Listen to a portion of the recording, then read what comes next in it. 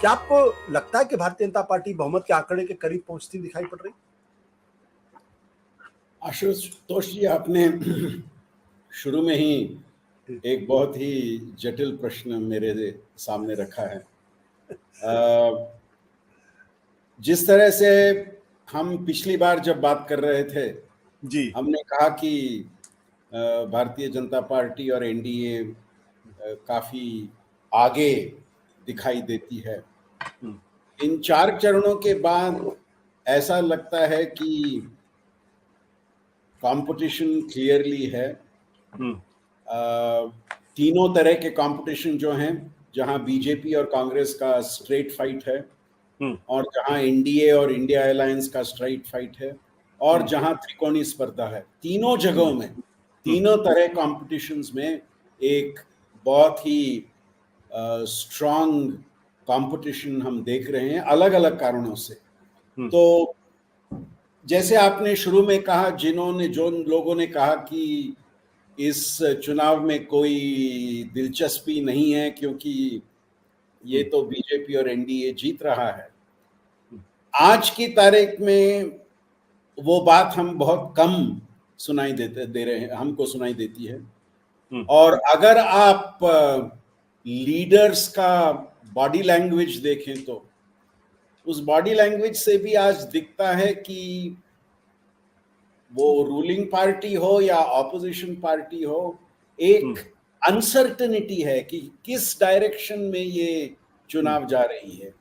कोई बड़ी लहर देश में तो नहीं है, ये तो बात साफ है। देश में लहर नहीं है, राज्यों में भी ज्यादातर कोई लहर, विशेषकर राज्यों में कोई लहर दिख नहीं रही है।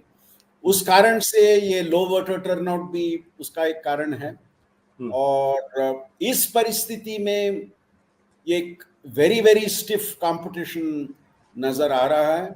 और आज भी कहूंगा थोड़ा शायद बीजेपी और एनडीए थोड़ा आगे है, बट कितना आगे है, क्या मेजॉरिटी से के पास है, उसके काफी आगे है, ये मुश्किल प्रश्न है। पर कंपटीशन में वो एक कदम आगे लगता है, बट ये इतने चरणों के मतदान में एक कदम आगे रहना कोई बड़ी बात नहीं हो।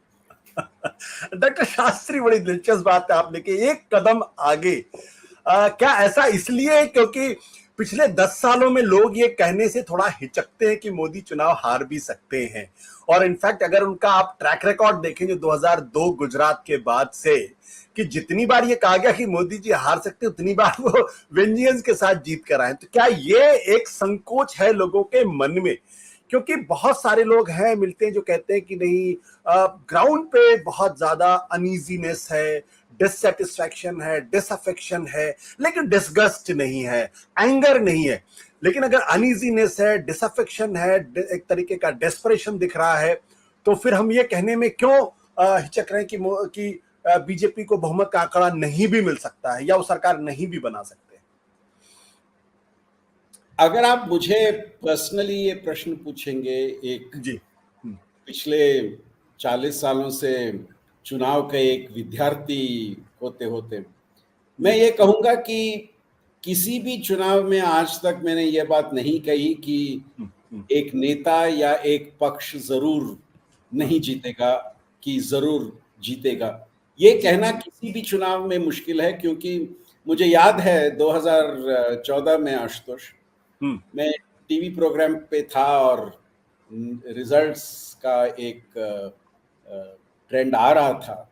उस बार एंकर ने मुझे एक प्रश्न पूछा, संदीप बताइए इस चुनाव में हीरो कौन है? अब मैं वो 20 सेकंड में क्या कहूं? इस चुनाव में एक ही हीरो है। और एंकर मुझे देखने लगा, हाँ हाँ कौन है कौन है? मैंने कहा भारत का मतदार इस चुनाव का हीरो है। तो इस भारत के मतदार को कोई प्रेडिक्ट नहीं कर सकता। ये मतदार किस तरह से उसका इन्फ्लुएंस जाएगा, किन बातों से उनको इन्फ्लुएंस होगा।